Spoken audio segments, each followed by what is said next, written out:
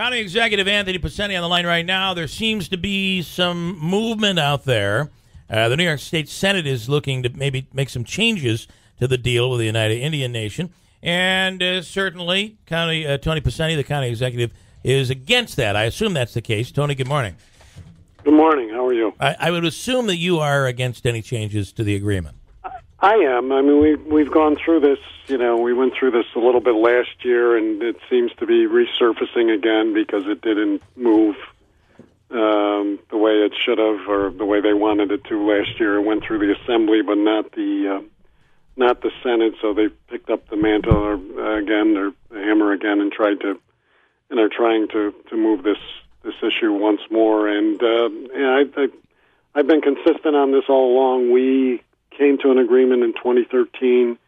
Everybody knew the terms. Everybody knew the lay of the land. To say that they didn't know certain things, or that gaming couldn't be done in Madison is just wrong, because it's been clearly outlined in the agreement, in the compact, which is a part of that. So it's frustrating because look, we've gone a long way to make this deal, and I just don't understand why we keep revisiting it. And my point on this time around is that more so is that now they're in violation of the agreement, because you cannot amend or look at this agreement in any way, shape, or form without all four parties at the table, and that's not the case. All right. And I was actually going to mention that in your statement on Friday. You said that all parties would have to agree to any changes. But let me ask you this: if it's decided, who keeps bringing this up? Where is this coming from? Well, it's coming from Madison County, and I understand that, and I understand that they, that to an extent,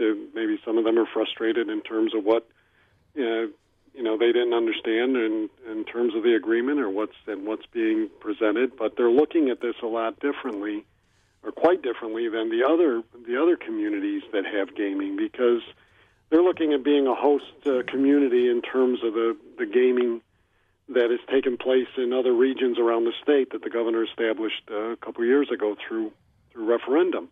But the difference here is this is a settlement agreement. Right. Ours is totally different. It does not fall in line with the other scenarios in those other regions, because those are straight gaming. This was a 20-year settlement. I mean, after years of disputes, after years of litigation on both sides, this was a settlement, and we came to the table. Everybody, pardon the pun, put their cards out there and outlined what they wanted and what we got in return and what we had to give up. And that's the other thing. They want more money, but they don't want to give up anything. Let me ask you: is this the agreement with the nation?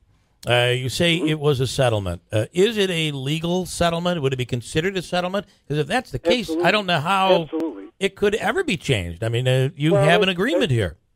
That's my point, and that's where I think the legislature is out of line here in terms of this, because this was a settlement that, as I said, settled numerous court cases. It settled land issues. It settled regulatory issues. Right. And it was passed by Oneida County government, the legislature, the Madison Board of Supervisors, the Senate at that time, and the Assembly, signed into agreement by the governor and the other three parties, the Oneida Nation, Oneida and Madison, approved by state court, approved by federal court in terms of all of these lawsuits that were out there. So it clearly imagine every level of government necessary to approve this. Imagine you have a work agreement and there's been a problem and you're at odds with your former employer. You go into court and you come to a settlement and everybody walks away. You can't go back into court and amend that, can you? Well, you can't. I mean, that's a great scenario. I've been saying it all along. It's like if you and I are in business, Bill, and after a while I say, we have a dispute. We go to court. You buy me out. We're done. And then a year or 2 years later, I look and I say, geez, Keeler's doing pretty well. I should have got more money. Right. It doesn't work that way. Well, we know that would never work that way, me doing that well. I mean, Tony, come on. I'm glad we're picking fantasy We're going down the fantasy road here. Listen, okay. But I guess my question would be then, no matter what the legislature does, do they have the right to make a change here? Well, I clearly don't believe they do, and that's why we put the state, the governor, and the attorney general, as well as the county on notice, because by virtue of the agreement, it states that there's an arbitration process if we have a dispute, but we have to inform them first. So I'm informing them to just stop because this will lead to a breach of this settlement agreement, and if so, they will find themselves in front of an arbitrator, and that's unfortunate. We don't want to go down that route. I'm very satisfied with the agreement, and I think everybody in this county has been. We've been moving forward with the Oneidas in a great partnership, and we've been getting our revenue. And it goes back to Madison wanted a fixed rate. Right. We took a percentage. That was a decision made at the table. Right.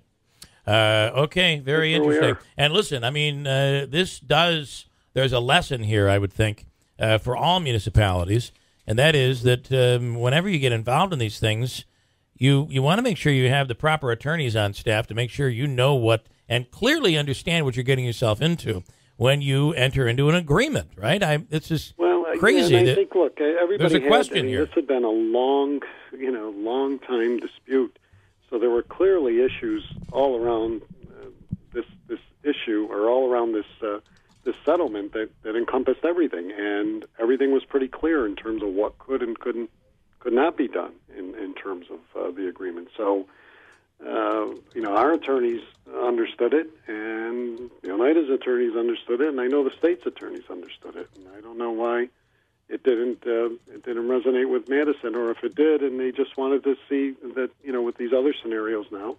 And it's over the Yellow Brick Road Casino and the Savons that have slots, but that was understood in the compact, which said that gaming could be done in any of those areas that covered reservation land, and that's where it's being done. And so it's not outside of the realm of it; it's within it. Okay, going to be interesting to see where this goes. County Executive Anthony Picente, thanks for the time. Appreciate it.